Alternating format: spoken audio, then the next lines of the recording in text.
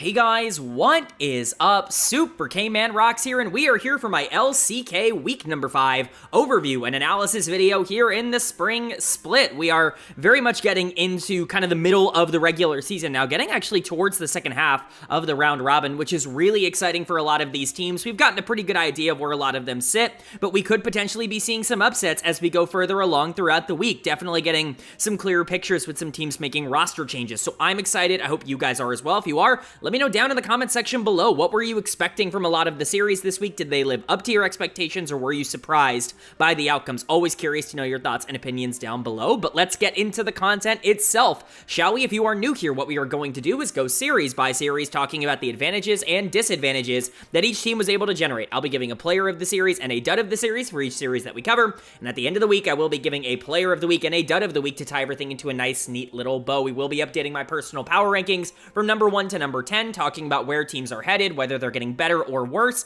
whether I feel better or worse about teams as we keep moving forward, but most of today will, of course, be spent talking about the series themselves. So, without further ado, let's get into the actual analysis, shall we? And that's, of course, starting with day number 1, if we're going to go day by day, as we always do on this channel. And day number 1 kicked off with a very fun series to talk about and a very big result. It was Nongshim RedForce taking on Dplus KIA, and Nongshim is going to pick up the 2-1 series win here. They're going to go to 6-3, and they're going to beat DK, who has not looked the same the past couple of weeks. This team is really starting to fall off in terms of their own individual performances, and we're really seeing some of those negative traits become a little bit more commonplace for them, most specifically their lack of ability to win early in laning phases. It's something that I was worried about with the construction of this team. You're not really looking at a lot of early game players. Showmaker has not really been that great in lane over the past couple of years. Aiming is just a bad laner. Like, that's always been the scouting report on him. He's one of the best team fighters in the world, if not the best team fighter in the world, but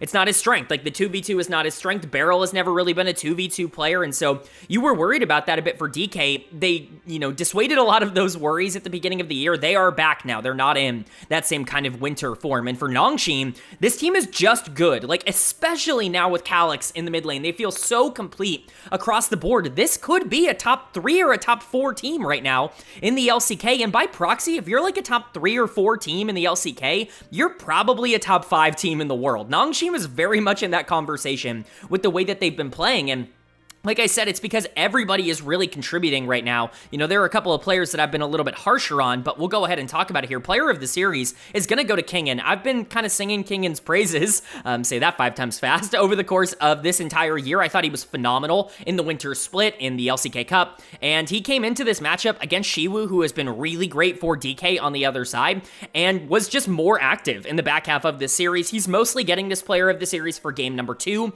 on the Jace. I know some people are maybe going to want to shift that to someone else. Gideon, I think, got it on broadcast, mostly for that Lilia in game 3. I think Calyx has a really strong argument to make that he is player of the series as well, but Kingen to me was the one that I was most impressed by, and I just want to continuously give this guy shout-outs because I really do think he's playing that well. He is playing like one of the best top laners in the world again. I would argue that this kind of reminds me of 2022 DRX Kingen, which is the only other split where it felt like he was individually performing like one of the best top laners in the world. I'm excited to see that. It feels like he has stepped up his game, realizing that there might be a bit more responsibility on his end. He was really good in all 3 games, even on the Rumble in game number 1, but the Jace in particular in game 2, and then the Mbessa, obviously, in game 3 was pretty nice as well. The other player I personally considered here was Calyx in the mid lane for player of the series, mostly for that Sylas in game number 3. Calyx is really, really good, and I know we kind of expected that. This was another player coming through Nongshim's youth system that, had really high mechanical prowess and had a lot of expectations. We have heard this story before, whether it was, Fiesta coming in the first time, or whether it was Call Me from last year. Even they bring in someone like Fisher. Like, they've always been trying to find somebody that they can bring up that can really elevate this team from the mid lane, but they've only really been disasters, quite frankly, for this team. Calyx feels like they might have finally found somebody that can play mid lane and actually succeed for the team. He's really good in lane. This guy knows how to get leads, and he's a smart, solid team fighter. This is the best mid laner Nongshim has had in years, especially in terms of performances, and that was the only weakness on this team. team. So for KT to show up here and just be better than Showmaker in this matchup, this kid is super young. He was vaunted as a prospect. I'm so excited for Nongshim. If you're going to get these kinds of performances out of your solo lane duo, Gideon's been one of the best junglers in the world so far this year. Like, I don't think that's hyperbolic to say. I really think he's been that good. He was way better than Lucid in this series in terms of how the jungle matchup went. You've got Lehens, who is still in contention to be the best support in the world. He's super aggressive, and sometimes it doesn't work out. I'm still not a fan of elite support, but Lehens is trying his best to salvage the win rate of that champion by himself. But I think the Lulu game in game number 3 kind of highlights how he can affect the map in less obvious ways. He's just really active in terms of what he's looking for, and while I have been a lot lower on what Jiwoo has been in 2024 or 2025 as opposed to 2024, if he's your weak link, you're in a pretty good spot. Is this a top 3 team in the LCK? There's a real argument to be made there right now. And then for DK on the other side, they're just kind of falling back into the problems that they had last year in terms of why this team wasn't particularly successful. They're not good in lane. Showmaker is losing early. He's playing a lot of these champions that need to get out on the map and, need to be able to affect the game elsewhere. We've seen that work for other teams, but in the LCK, it's a little bit more difficult to pull that off. The Syndra is not going to be nearly as effective as it is in the LPL. That just kind of is the case in terms of how things have gone. Aiming is starting to finally get punished in the 2v2. This has always been Aiming's biggest weakness. He's not really been punished at all because the rest of his team has been winning so much. Lucid has controlled a ton of tempo in the early game, and Shiwoo has been excellent on the top side. That allows the time for Aiming to scale up and start playing for these skirmishes and front-to-back 5v5s he's really good at, but that's not available anymore now that Showmaker and Lucid aren't winning in the early game in the way that they did. But Beryl is going to get my dead of the series for this Bard game in game 3. I don't think anybody's really going to argue this. This was a pretty disastrous Bard game, and Beryl is starting to look a lot more like KT Rolster Beryl. I thought he was an improved version of what he was on KT last year. I think I said something similar in last week's video, but now we're really starting to get that KT Rolster version where, for the most part, you're going to get fine performances, maybe not exceptional ones, but good enough ones, but the bad ones still really stand out, and maybe it's not quite as bad as it was in 2023 on DRX, but it's still not great, right? Like, he's not playing like one of the best supports in the world, so even with Shiwoo being really good on the top side, the player who's the best on DK right now, if everybody else is going to lose in a matchup like this, that's not good enough. I'm being a little bit overly critical on Showmaker, who wasn't really all that bad. He just was outplayed by KT, who was more active on the map. Like, this is not okay for DK. They moved to 5-4. This was a team that got first, and they went undefeated in the regular season in the LCK Cup. They made it all the way to top 3.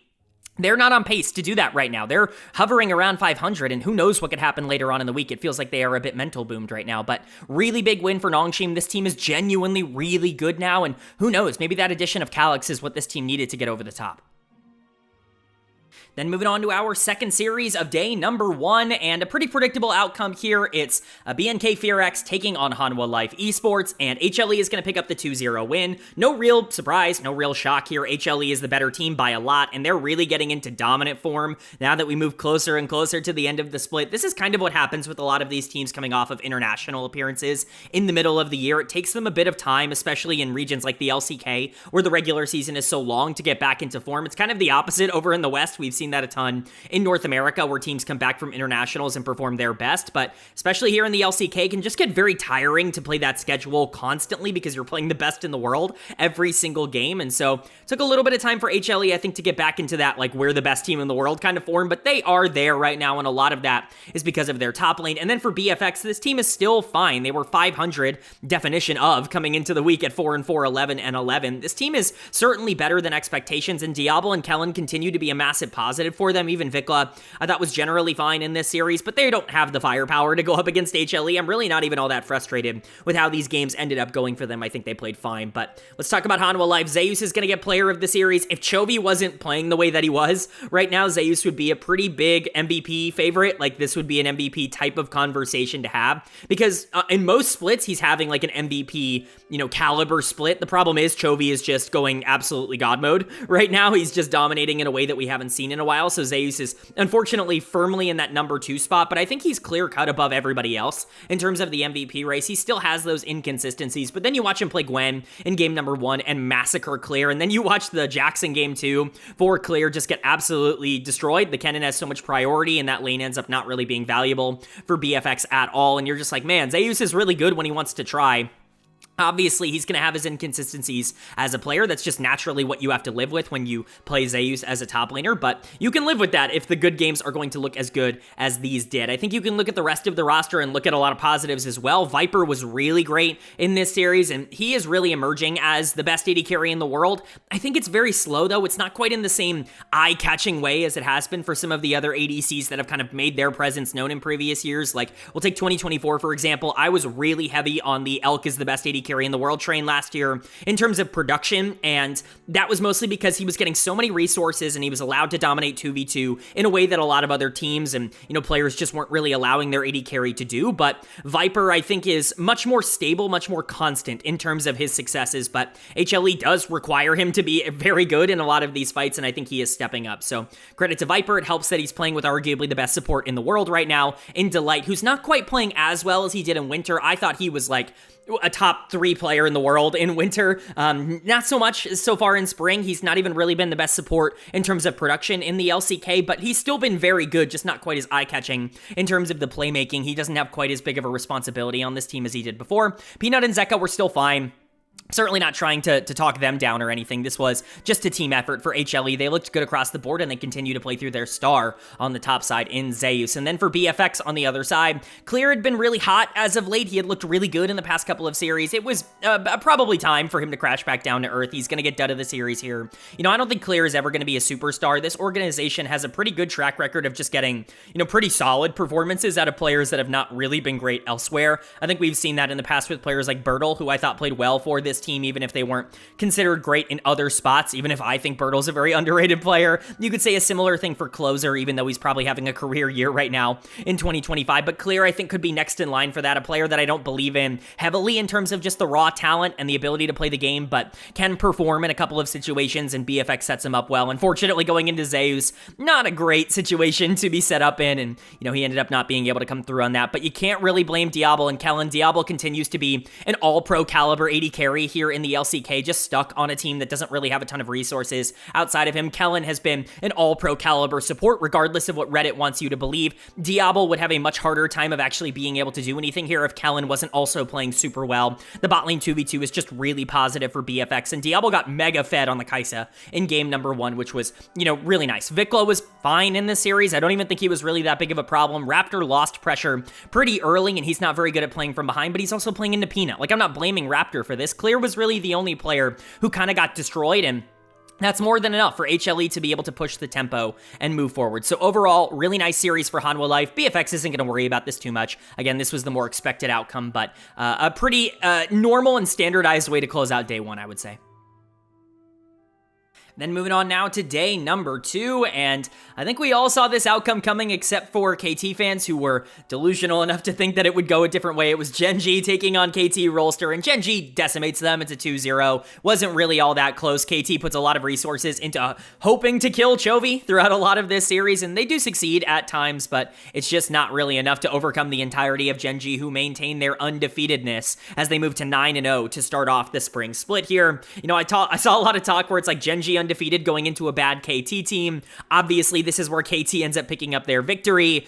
I think for most other KT rosters, that would probably be the case. They don't have the skill set to do that. They don't have the ability to bring that out, even with BDD popping off. They just, with Cuz playing as bad as he is, with the bot lane being one of the worst in the league, like, it's not happening for KT. I'm sorry, KT fans. Gen.G is simply too good, and right now, they genuinely look unstoppable. I'm not going to sit here and say this team is perfect if they end up falling in the regular season, or if they end up going, 18-0, and then going into playoffs and losing in the finals. Like, I don't think this team is unbeatable in terms of the way that they're constructed. We know these players individually have points that they can exploit, but right now, they're just playing so out of their mind that it's hard to imagine a world where they're going to be beaten in any sort of consistent manner. Player of the series can go to quite a few members. I was debating between Keen and Ruler. I ended up giving it to Ruler.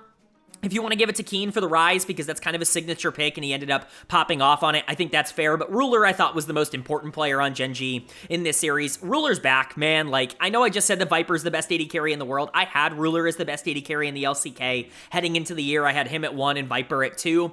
has Ruler really done anything to lose that spot? People keep talking about some of these playoff performances, and you can't see it, but I'm throwing up air quotes. Ruler was fine. He was actually really good in the playoffs for Gen.G. He just wasn't consistent, but neither was Viper. Viper was losing a lot of games for HLE in that playoff run. It just didn't matter because he would always step up in game number 5 alongside the rest of the team, but Ruler was integral to Gen.G's success of being able to survive when they were underperforming elsewhere. So I don't really understand the narrative. Ruler's been fine in 2025, and Dectum is obviously not the kind of player that can go up against him and survive. So credit to Ruler. He's going to get my player of the series. Mid-game God is back, and then Keen was obviously great on the top side as well. People are going to look at that Rise in game number 2 and see a really explosive game. Let's not forget, like, this is his signature champion. When I think of Keen, a lot of people, especially in the modern era, think of Keen Sante, and they think of how dominant he was when that champion was just broken and in meta, but Keen is a Rise guy through and through. He always has been throughout his entire career. So to see Rise be back into meta, both mid lane and top lane, as we've seen throughout a couple of different regions, it's not surprising to see Keen feel comfortable bringing it back out and really dominating on it.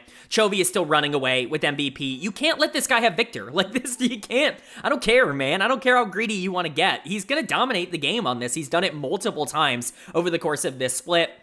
Obviously, the Talia is still really good as well. They put so many resources into killing him. He's starting to turn into Faker in the way that he just pulls so much aggro for the rest of his team that his teammates have a free game, like, basically every time. Duro's been the best support in the LCK in terms of production. Gen.G is just on fire right now. Everything is going right for them. No notes. It's all going well. And then for KT, again, I really want to have, like, an actual logical discussion surrounding this, because I do think a lot of the narrative surrounding KT is just entirely wrong on social media, at least from my perspective. I find it puzzling that KT fans continue to be like, oh, look at how much fun Hanwha and Hype are having over on Bro. Look at how much better it is on the other side. We're going to talk about Hanwha and Hype. Trust me, we will get into them later on in the day, not even in the week, later on day number 2, but you know, KT's bad because they made some aggressive decisions. They tried to bring in some veterans that had high floors, low ceilings, and unfortunately for them, those floors ended up caving in and dropping down, and that mostly has to do with Dectum in the bot lane. Now, I'm not going to defend how Dectum has been playing. He's not been very good, although he was much better last week than he has been recently. It felt like he's been on the up and up, and also he has to play into Ruler here, but he's been very bad over the course of this year. I'm just saying that a lot of people want to look at KT right now through rose-tinted glasses, saying, oh, if we had just kept our challengers team intact, everything would have worked out. I firmly believe you would be in either the exact same position at 3 and 6, kind of looking at, you know, the rest of the league going, oh, we should have went out and gotten a star and a proven player, or you would be worse. Like, I don't think the team is going to be better. That jungle position has been bad for both teams, and I think, you know, Hype is super inconsistent. Maybe he has a bit more upside than Dectum. I'll give you that, but like, I don't think this team is all of a sudden fixed if they bring in these KT Challengers players. I think that is naivety at its absolute finest. BDD is really good, and Cuz finally wasn't a complete NPC in a series for once, but even then, it's not like Cuz was doing anything good. Bot lane sucked. Top lane is not very good. People were talking about Perfect as if he was the worst player in the world. Casting is worse than Perfect. I truly believe that. Like, I just don't really know what to say about KT. They just continue to dig their own grave, and they deserve it for a lot of the offseason decisions that they made. The fan base doesn't deserve it. I'm not saying that you guys as a fan base deserve it if you are KT fans. What I'm saying is that the organization dug this hole. They've got a lie in it. BDD can't carry every single game, and it is what it is. But it's a nice win for Gen.G. They continue their rampage, and they look like easily the best team in the world right now. But now moving on to our second series of day number 2, and man, was I excited to talk about this one, because this is a ring the bell moment for the channel, if you will. It was OK BRION taking on DRX, and DRX is going to pick up the 2-1 series win. A lot to talk about in this series, but a lot kind of going in favor of some of my analysis. Again, I hate being the guy that's just like, oh, I'm so right all the time. I don't do that in a lot of the videos. It just happens a lot in the LCK, because there are a lot of things that I'm passionate about in the LCK, and so it just comes out more. If you're really annoyed by it, again, skip this segment. I don't really, you know, it's up to you. If you just want, I'm going to give more objective analysis as we go through here, but there are a couple of things that I want to point out just to be like, yeah, this team did this, and they ended up going in their direction because they did this. So let's go ahead and talk about it. Of course, for DRX, the first notable thing, Teddy is out and LazyFeel is in. We got to see LazyFeel at the beginning of the year in winter playing for DRX, and things were going really well. Teddy came back in, and I'm not saying, you know, things got worse because of him, but, you know, things definitely definitely got a little bit less aggressive, and I think, you know, LazyFeel in that regard coming back in should add that aggro mindset, that 2v2 oriented mindset. And generally, I think this has been a long time coming. I'm sorry, Teddy is just not a valuable LCK player. I've died on this hill. I've gotten into arguments in the comments section of these videos on that exact fact. And here you go. I'm not saying LazyFeel coming in and them winning the series is entirely connected, because I don't think bot lane was the main event for DRX here. I certainly don't think they were the main characters, but I do think that there is a correlation between a player who's a lot more willing to sacrifice, you know, resources in skirmish coming in versus Teddy, who's just gonna AFK farm until 25 minutes and hope to win a team fight. Like, I think that correlation isn't accidental. You know what I mean? I think DRX is upgrading here in the bot lane, and I think for Bro, like, let's just get the elephant out of the room, shall we? If you're Hanwha and you're getting gapped by Sponge, I'm sorry, you're not an LCK player. Like, you're just not. Like, Sponge is the worst jungler in the league. He's not been able to beat anybody over the course of the last couple of years at all. And Hanwha got mega gapped by him in this series. It's actually doomed. And for all the KT fans out there that are like, oh, why didn't we keep Hanwha over cuz?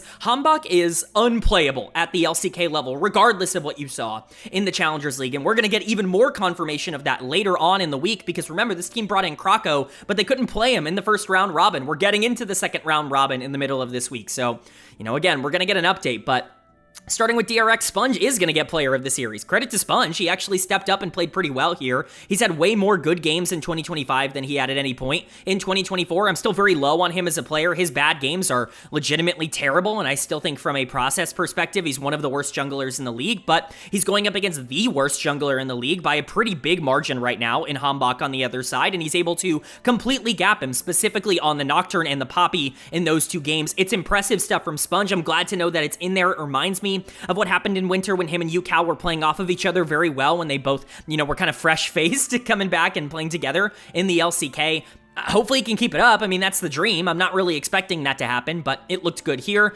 Rich was really good on the top side, completely outplayed Morgan. Really didn't expect that. You know, Rich is a player that I expected to struggle a lot more on the new patch and just on the new meta, because lane swaps are dead and you've got to fight a lot more in the top lane. Laning, you know, matters a lot more. Losing resources is not very good, but Rich actually did a perfectly fine job of being able to go into Morgan 1v1 and survive, which is impressive stuff from him. Yukao was finding form here. Closer's been awesome. Easily the best player for Bro over the course of 2025, and Yukao was just better in this series. That's a good sign, and when Closer loses, this team loses. And like I said, LazyFeel, Ondol, they weren't perfect. Ondol in particular had some really greedy moments throughout this series, but it is clear why things are working better. LazyFeel was down in resources, down in gold, on hype for a majority of the series, and was making more of an impact on the game. So credit to DRX. I think they're finding their style once again. They just need to get back to what they were in winter. If they're going to get back to being a borderline top 7 team, that's so much better than the 1-7, absolutely hapless version of DRX that we've been seeing. But for Bro on the other side, like, I'm sorry, if you're a Hanwha defender, I just can't be on your side anymore. Like, this guy cannot be playing in the LCK. He's done of the series. He's gotten so many of these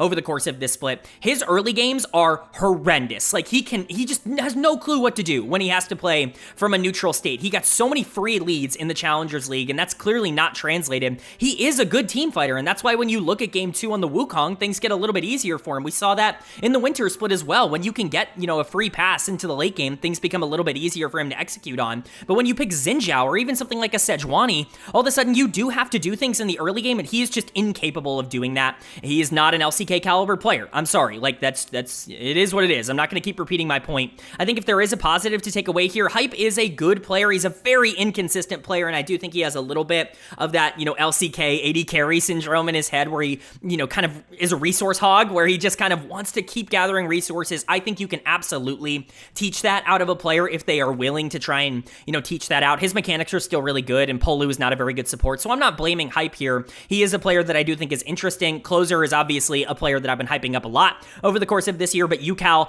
in form is better than Closer, which is what we're hoping for. Morgan got destroyed in game number 3, but was okay for the most part outside of that. And like I said, Polu's just not a very good player. But at the end of the day, if your jungler is just going to lose pressure on loop, on repeat in the early game, you're not going to be a very good team. And even DRX is good enough to take advantage of that. But I'm excited for the roster change. I think LazyFeel should just add a new element into the bot lane that this team didn't have before. And I think if that's going to help Yukao and, you know, a player like Sponge be more aggressive in the early game and feel more comfortable making plays, perhaps DRX can get closer to the form they had a couple of months ago. Then moving on now to day number 3, and we kicked off day 3 with, again, a pretty predictable outcome. T1 taking on the DN Freecs, and T1 getting back into the win column here, picking up a big 2-0 after their upset loss to Bro to end last week. This is a great spot for them to be in, but once again, they're just so overly reliant on a couple of players popping off for this team that they need to find some sort of stability. They need to find some sort of way to level up as a group because it's just not happening on a consistent basis. That being said, Owner is playing out of his mind right now. All of the people who have been telling me I've been low on Owner for the entirety of his career, here you go. Like, this is the split to open my eyes, to show me the light when it comes to him individually as a player, because he is just awesome. He's been the best jungler in the LCK so far in this split in 2025. Really nice to see. For DNF, what do you really want me to say? Like, there's going to be some talk about some of these players where it's like, oh, you know, maybe you want to try to experiment in this direction, and maybe you want to go in a different direction in this position, but most of what I've already said about DNF still applies. This team is sitting at 0-9. I've talked a lot about how bad they are. All I'm going to do is continue to talk about how bad they are and how hopeless it kind of feels right now for them, but let's go ahead and get into it. For T1, I already said it, player of the series is Owner. This guy's actively, like, 1v9ing. He legitimately 3v1'd a couple of fights in this series and ended up coming out on top. He really is just unbelievable and in great form right now. You love to see it. Owner has never really been given the keys to the kingdom, if you will, for T1 to be that main character, to be the one who gets all of the resources. Oftentimes, he's just had a ton of winning lanes, and he just plays really aggressive to establish tempo for the team to allow, you know, Zeus on the top side to be able to do more, or Guma on the bot side to be a little bit more of a mid-game skirmisher, all of which has worked out for this team. But Owner is now being given the responsibility to be that skirmisher in the early game, and man, he's really good at this. Like, one thing that I've been pretty consistent about saying in this channel's history that I'm really going to walk back, and I'm going to apologize for saying this, is that, oh, I don't think Owner would be as good if he was outside of T1. I think this is a player that would struggle on a different org with a different circumstance because he's gifted with winning lanes every single game. I've seen enough. I've seen a bunch of losing lanes this year to know that Owner can still absolutely decimate those situations. He's just never been asked to do it, and now that he is, he's showing that he is more than capable of stepping up to the plate. If they didn't have him in the jungle, this team would be absolutely doomed. They would not be sitting at 5-4. They would be a lot closer to what KT Rolster is right now than, you know, what they actually are. So credit to Owner. I thought Faker was really good in this series as well. He's not the flashiest player, and Pyongyang, who we are going to talk about on the other side here, is awful. Like, he is just really, really not good, which is a bad turn of events for DNF, but Faker ended up, you know, being a bit more consistent. He was pretty good last week as well, outside of the matchup against Closer, which he's just always losing. Every single time those two play against each other, Faker ends up losing it, but, you know, he's been fine across this year. I certainly don't think it's been his fault. Doran's been super hit or miss for this team. When he hits like really hard. He has some of the biggest team fight plays that I've seen all year long, but throughout a lot of the rest of these games that they're playing, we see a lot of really bad plays from him as well. So just that hit or miss style. And this bot lane continues to just not be very good. I know the scoreline looks okay. Keria was all right. Gumayushi was fine. Like, overall, just ineffective is what I would say. I think Owner did a lot of the heavy lifting here. Faker and Doran were generally kind of the follow-ups. I don't think Guma's a bad player. In fact, if you watched my channel last year, you'll know that I was a Guma Glazer for basically all of 2024. They would not have made Worlds without Gumayushi. That is just a pure fact. He was the only player on that team trying for a majority of the year. But it is clear that whatever the situation is going on right now, it's hurting this bot lane's performance because they have not been good so far in 2025. But for DNF on the other side, they're bad at everything. You can't narrow it down to one problem or one lane that you're looking at. They're just not good anywhere. Berserker's fine as a player, and I think you can build around him. He's certainly an LCK caliber AD carry. Do I think he's a top tier LCK AD carry? No, I don't think that that's going to happen. We've seen what Diablo can do on a team that's similarly bad, or at least was similarly bad before a lot of those players ended up stepping up, and Diablo has looked a lot better than a player like Berserker, but he's LCK caliber. It's the rest of this team that just cannot play. Pyongyang is going to get my dead of the series here. You know, they wanted to give him a shot. I get benching Bulldog. In fact, I suggested benching Bulldog because he had been going in the wrong direction basically since his debut. The downward arrow had been steady for him, but as we're learning, maybe this was just a really bad situation because Bulldog played way better than whatever Pyongyang is doing right now in the mid lane, which is just absolutely sprinting it. And this was a guy who really emerged in the playoffs in the Challengers League last year. He wasn't really a big regular season performer. You know, I'm a Challengers League watcher pretty regularly. He was okay throughout a lot of the regular season, but it was the playoffs where it really felt like he clicked and started to, you know, step up in those big moments. Boy, has that not translated. Like, he has looked very, very bad. He's played 3 series and he's looked completely outclassed in all 3. Pioshik continues to be the worst jungler outside of Hambach in the region, or at least in the tier 1.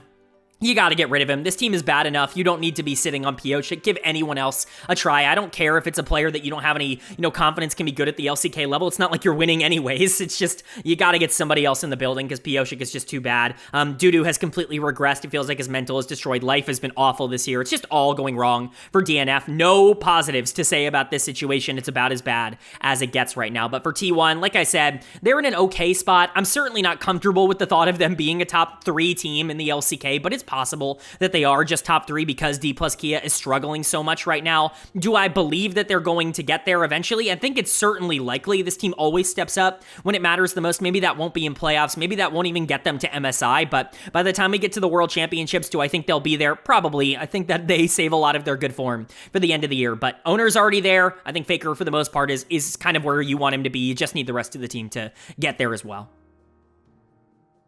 Then moving on to the second series of day number 3, and a very good clash on paper here. Hanwha Life Esports taking on Nongshim RedForce. And Hanwha Life is going to pick up the 2-0, although Game 2 was super close, and I'm going to start this a little bit unconventionally. Typically, we talk about HLE and the way that they won first, but I also really need to talk about the first thing that comes to my mind when I think of this series, and that's that Calyx is the GOAT. Like, this guy might actually be like legit one of the best mid laners in the league by the end of the year. I mean, we're talking about a guy who just went toe-to-toe with the entirety of Hanwha Life Esports, with the rest of his team completely running it down, and he almost 1v9'd this game number 2. I have never seen an Ahri game quite like this. I mean, truly, this was unreal. Is Calyx actually going to be a player that can come in and take over in the way that he can? Because I mean, seriously, if they end up winning this game number 2, they go to a game 3 through that momentum. Like, who's to say they can't win game 3? If they beat HLE, we're talking about Nongshim not just as an upper echelon team, but as like a top 2, top 3 team, a team you have to watch out for to make finals moving forward. And we were already talking about Nongshim as a team that was very good with Fisher in the mid lane. If Calyx is going to be a player that can come in and be a top 5 mid laner in the league, which I know that doesn't sound like incredible, top half, but like,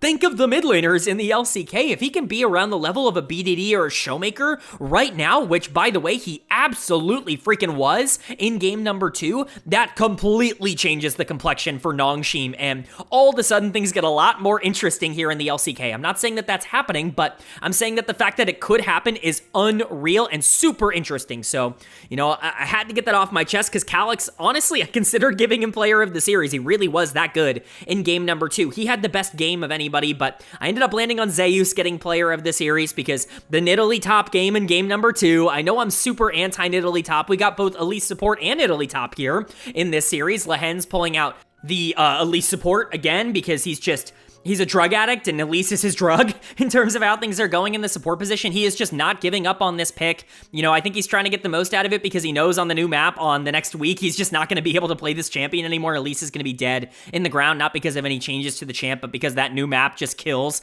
a champion like Elise. In my opinion, it makes her completely unplayable, but I don't know, man. Lehen's is just obsessed with trying to make this champion work. Sometimes it does, sometimes it doesn't. Lehen's gives and takes. I think the Elise game was fine. Once again, he's proactive on the champion, which you have to be. I just don't think you need to play Elise in order to get the most out of that. There are plenty of other champions that can be equally as proactive as Elise can be, and you can still do well on it. But you're also getting the Nidalee top, and Nidalee actually kind of worked out here. A lot of pressure put on the top side. Zeus ends up getting super fed in the 1v1. That's the point of picking Nidalee top lane, is you just want to snowball the game out of control. But instead of the Shy, who gets this gigantic lead, does nothing with it, and then dies in a side lane for no reason, he actually does affect the game, and he starts to do a lot around the map. So credit to Zeus. He's in phenomenal form. We already touched upon it at the beginning of this week. Zeus is just in a really good spot right now. You're hopeful that he's going to be able to keep it up. He, again, is just not the most consistent player historically speaking, but the great form hopefully is good enough to carry him through the rest of the regular season. If Chovy didn't exist, he'd be running away with MVP. As it is right now,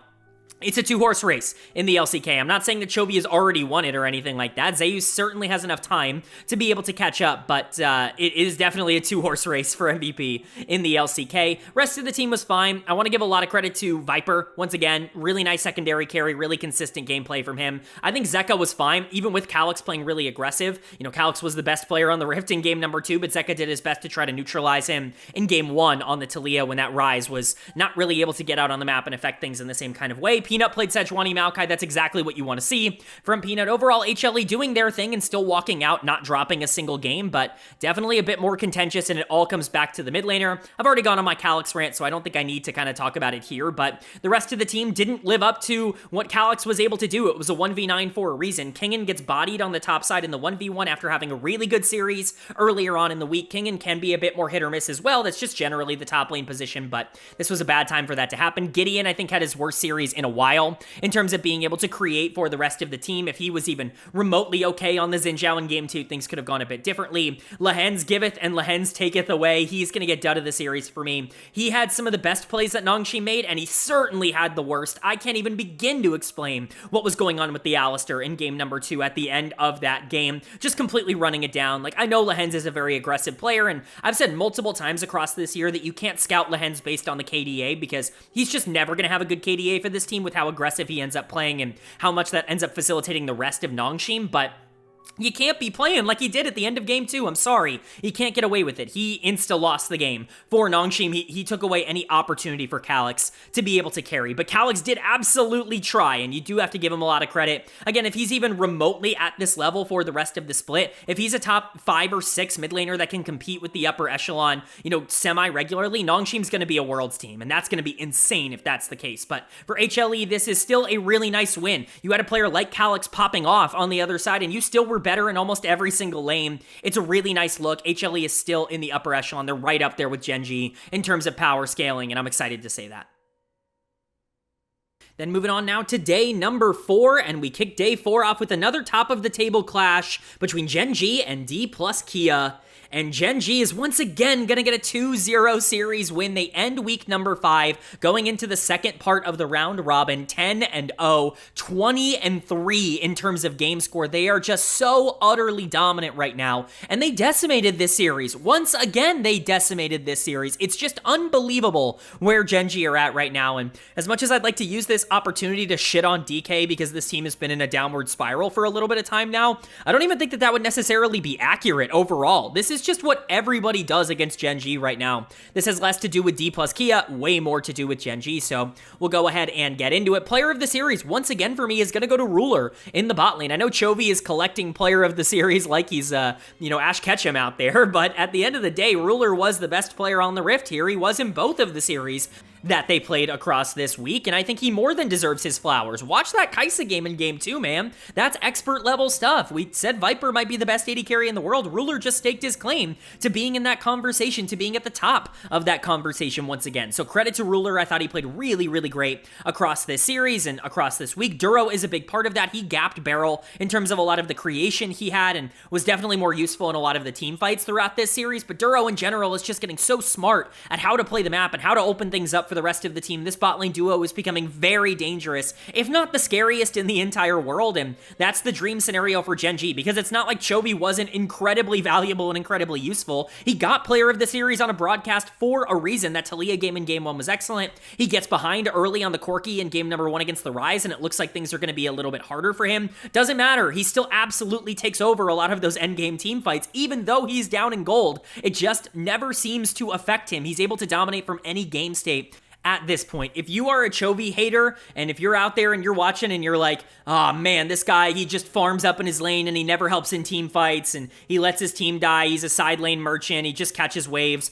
Like, I'm sorry, like, you just don't know ball. Like, I can't, there's nothing else to say, man. This guy can do a little bit of everything, and I know I'm glazing a guy who went down in lane, but I'm glazing him because he was, like, the most valuable player in the back half of this game, down 1,000 gold. It's just ridiculous what Chovy is capable of doing, even when he loses. Like, he still wins the game when he loses. That's how broken this guy is as a player. Keen was awesome this week, was terrific on the Rise in that first series they played, and ended up really gapping Shiwu, a player who's been one of the more consistent top laners in the entire league. Canyon ends up going into Lucid and generating a lot of pressure, even with Lucid being really aggressive on the other side. It's great stuff from Gen.G. They deserve this 10-0 in terms of the record that they have for themselves because they're just the best team in the world right now until proven otherwise. And DK, they go from a team that was undefeated in the LCK Cup in the regular season, a team that was favored a lot going into this split, to 500. They're 5-5. They're sitting at 14-12, just above 500 in terms of game score. This is an okay team. They're certainly not a great team in the way that they're currently constructed. constructed. Again, I don't want to overreact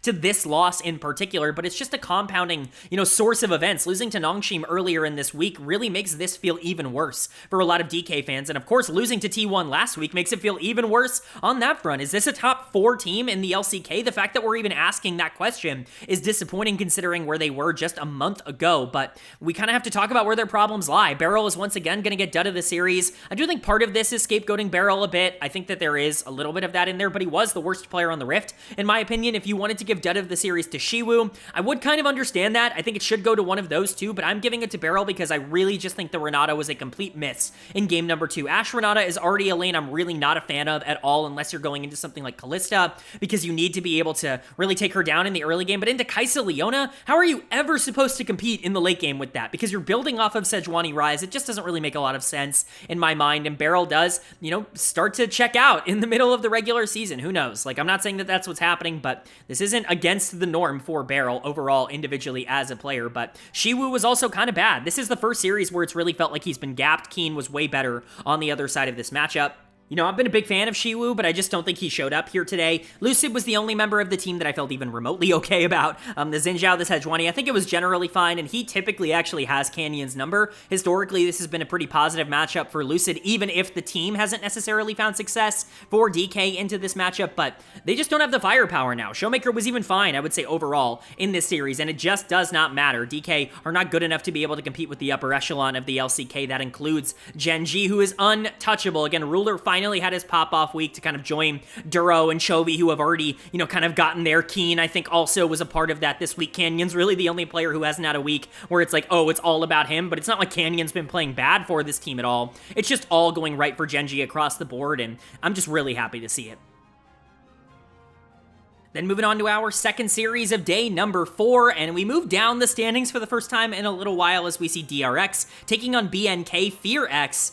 And DRX is going to pick up the 2-0 win. This felt a lot different than a 2-0 sweep. This did not feel like a 2-0 with both of these games being so close and so back and forth. But at the end of the day, that's what it ended up being. It felt a lot more like a best of 5 than anything else. But DRX comes out on top. And I'm not going to sit here and say that I'm like a genius or anything for saying that Teddy was overhyped and overrated, because LazyFeel inted at multiple points throughout this series. He probably would have gotten player of the series if he didn't have such bad moments, because the good moments were really good. But whatever has happened in terms of the aggressiveness, it clearly just unlocks the rest of this team, because they're playing completely different from a mental and macro perspective than what they were playing throughout the majority of the spring split, and that's what I think is unlocking everything. So we're going to go ahead and talk about that. For BFX on the other side, they just aren't very clean, and that is the big problem. As talented as Diablo is, as good as Kellen is playing, and really as nice as Vikla is at getting early leads, it doesn't really matter because their late games are trash. They are absolutely atrocious at closing out even remotely close games, and it just is what it is. That's a young team with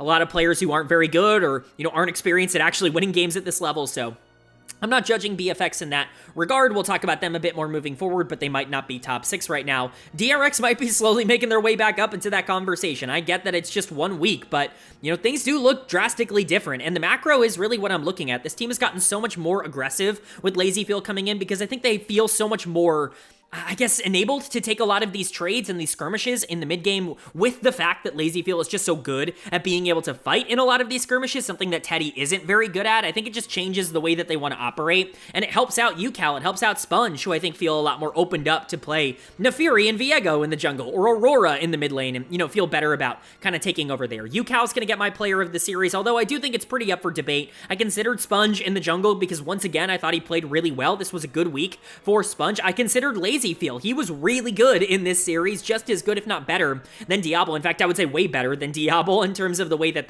1v1 ended up going in terms of consistency. But UCal, I think, from a full series perspective, is the player to point out. He had really been on the downward trajectory across spring so far after being unreal for this team in winter, like hard carrying them to a top 6 record in the winter split. It's nice to see him get back into form. I'm not saying it's entirely LazyFeel, but again, I think UCal playing this skirmish-heavy, aggressive style just plays into his nature a bit more, and I think it unlocks him a bit better. Now, he had a pretty easy week in terms of his opponents, and so we'll see what happens when the competition gets ramped up, but at least for now, UCal feels a lot more like UCal and a lot less like the UCal we got at the beginning of spring. Like I said, Sponge, really good across this week. Gapped Hambach, gapped Raptor. Those are both really good signs, and Raptor, this is a very concerning trait for him. He's just really, really bad at playing from behind. He's like a non-factor when he has to play with no resources, and so You know, for Sponge, it's just nice to see that once again, if he can skirmish early, he can carry a lead into the late game. It's just rare for him to get it on his own. Rich also had a pretty good week. I think Ondol was totally fine for this team. It just kind of feels like it's coming together for DRX. I need to see more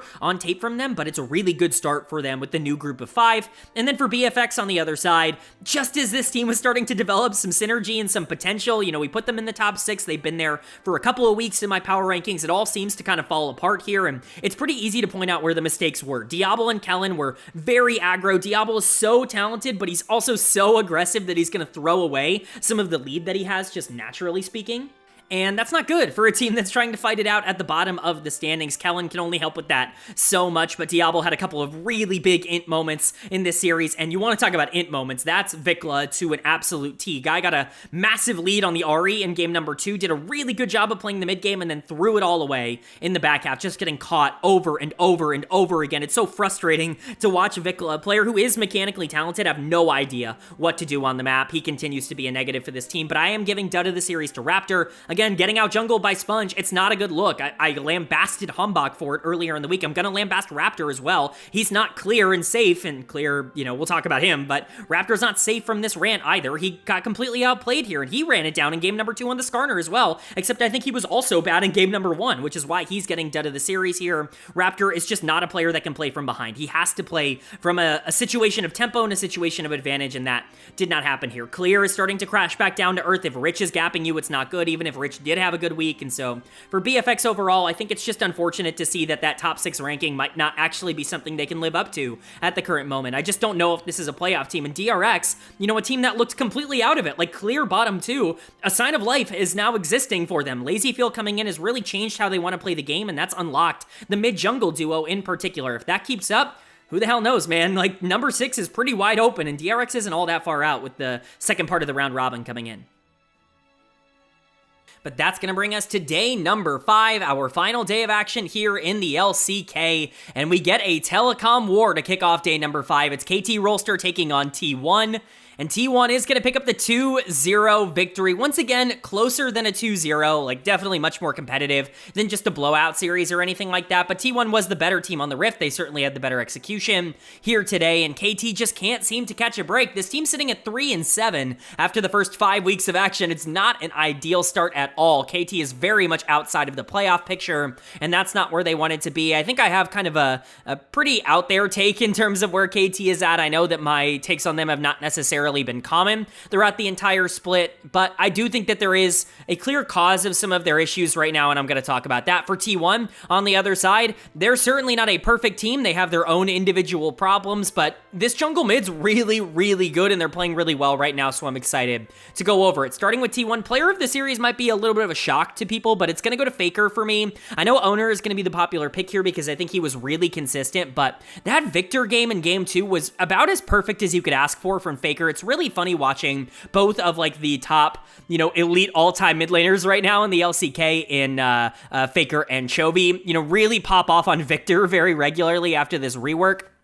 Really interesting to see that champion be the one that is given so much priority by both of these players, but Faker has looked unbelievable on it, and he continued to be awesome here. That ultimate in the final fight, like that's really what sealed it, but it was the whole game on Victor that I thought was easily the best game of the series, and I want to give Faker a lot of props for that. I think he's been pretty good in the past couple of weeks, and you know, I've not necessarily pointed that out nearly as much as I've pointed out Owner really taking over, so credit to Faker there, but Owner definitely deserves this if you want to go in that direction. If you just wanted to give him both of the player of the series across this week, I'm certainly not going to argue super heavily against that, but he's just awesome. He's creating everything for this team right now. His early games have been fantastic. He's setting up plays in the mid game really well. He has a great understanding of where he needs to be on the map and what exactly he should be doing at any given time. This jungle mid duo is really clicking, and I think a lot of that is because Owner has gotten more aggressive in terms of how he's played the early games, so credit to him. I think Guma and KIA were fine here. Dektum and Peter weren't exactly putting up the biggest fight in the world. Not only are they already not particularly good as a bot lane duo, but Peter ends up picking the Elise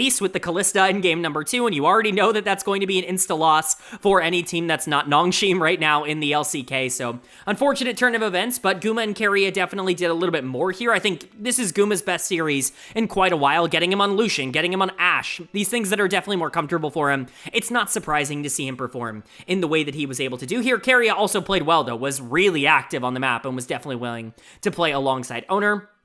Doran was the better top laner, I think, especially when you take out the beginning part of game number 2 on the Renekton, but overall, I think it was just fine for T1. This team is now sitting at 6-4, and it might shock you to learn that that's actually a pretty good record right now in the LCK with just how crazy a lot of the standings are, with DK kind of being at 500 and, Nongshim overperforming. This team's sitting around 3rd or 4th, which is where you would want to see them in terms of their performances. I don't think things are great. I don't think things are bad. I think they would love to turn things up, but right now, Owner and Faker are still performing. And then for KT on the other side, it's just kind of disaster zone for KT at the moment. Everything kind of going wrong for this team. We've already talked about it a bit, but dud of the series for me is going to go to casting on the top side. I don't think this is going to be a super popular decision here for KT. I think a lot of people have given a lot of credence to casting being an upgrade on the top side. I've not seen that. Like, that doesn't reflect on the tape, in my opinion. I think casting is a downgrade to what Perfect was. I think Perfect was pretty underrated for this team. Not that I thought he was fantastic or that he was super consistent or anything like that, but rather I just don't think he was a gigantic negative, and I think casting loses quite often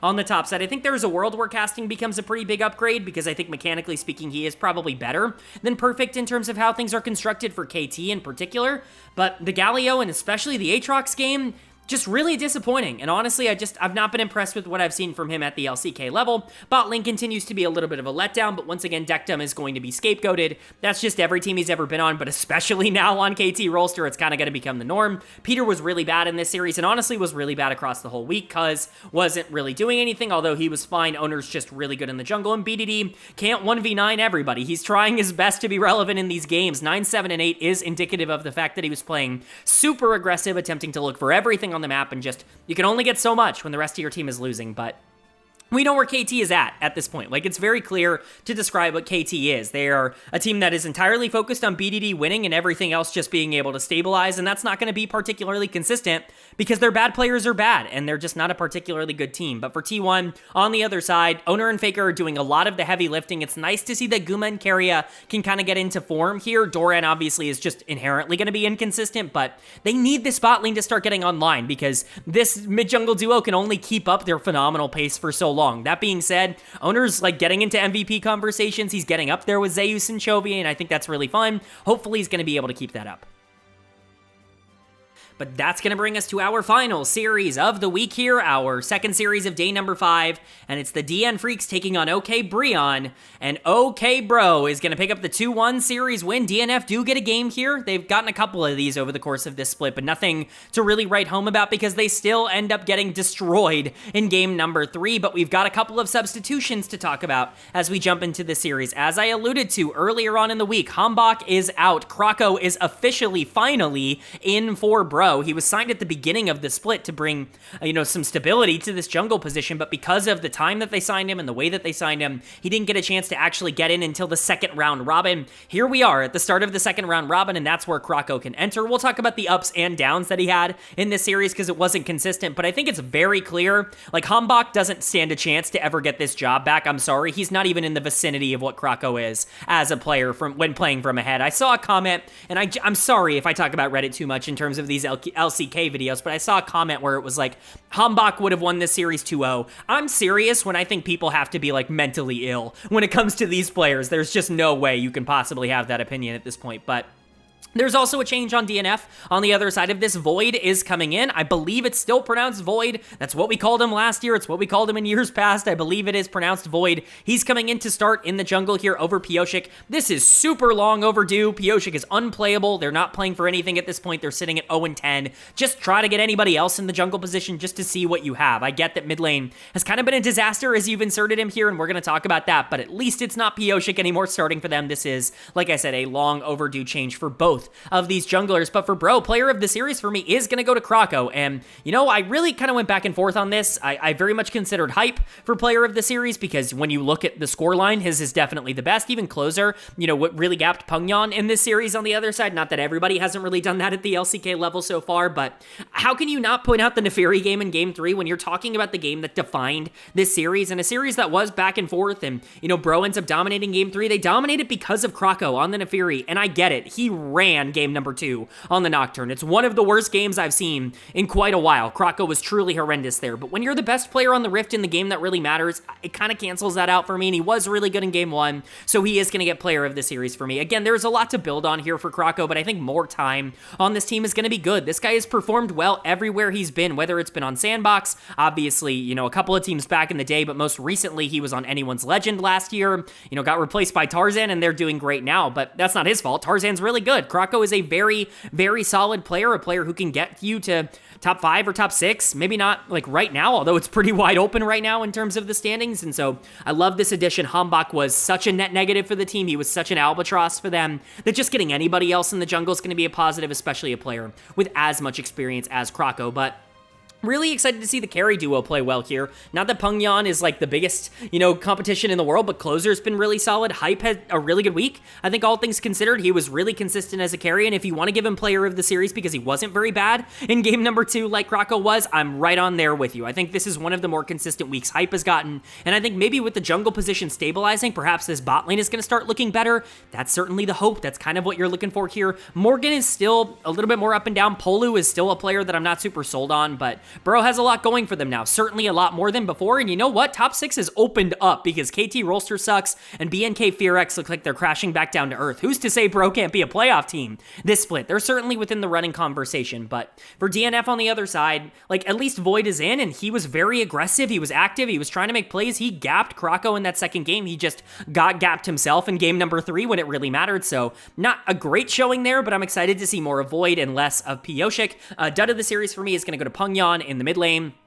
He's gotten 3 of the 4 dud of the series that he's played in, something along the lines of that. It's not a good look for him. You know, I know people were excited about this. I was excited about this because Bulldog was so bad and Pengyan had, you know, some success at the Challengers League level, but it's just all come crashing and burning down. This guy's so awful in lane that I actually think he's unplayable at the LCK level, and if that's going to be the case, like, there is like a barrier to entry for mid lane in particular where you have to be able to survive against the players that are good. He can't do that. He does not have the skill set right now required to be able to survive at this level. Life continues to really suck. Berserker, I think, had one of his weaker series in a while. Dudu isn't really doing anything on the top side. There's just not really analysis that I can give DNF that I haven't already given 100 times over. They're 0-10 for a reason. They're the worst team in the league, and they're one of the worst teams in the world, and Bro is certainly better than that. They're sitting at 4-6. They're not, like, out of the playoff race by any stretch. With Closer playing the way that he is, Hype seems like he's getting into form.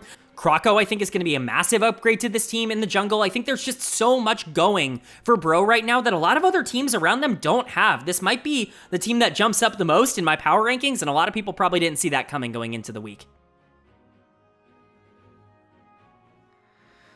Alright, but that is going to do it for my LCK week number 5 overview and analysis video. Up on the screen, the standings. After 5 weeks of action, we are done with the first half of the round robin stage. We've already started the second half, as we saw in the second half here of week number 5, so we're really getting into the thick of things, and you can see that in the standings page here. You can see my personal power rankings to the right of every single team, going from number 1 to number 10. Next to the power rank column is the change column, which is where I had them last week, and how much they've moved going into this next week, and I'm excited to go over the risers and the fallers, so let's talk about it. Gen.G and HLE obviously staying on top at 1 and 2. They are very clearly head and shoulders above everybody else in the LCK at the current moment, but the other, you know, upper echelon teams are changing. DK's gonna fall all the way down to number 5 right now. That loss to Nongshim really concerned me. T1's gonna move up to 3, but Nongshim for the first time this year is gonna be jumping into the top 4 in my power rankings. Right now, I do believe they're better than DK, and you know why? Because I believe in Calyx in the mid lane. I believe in this guy. I think he can come in and really make a big difference for this team. If that ends up being correct,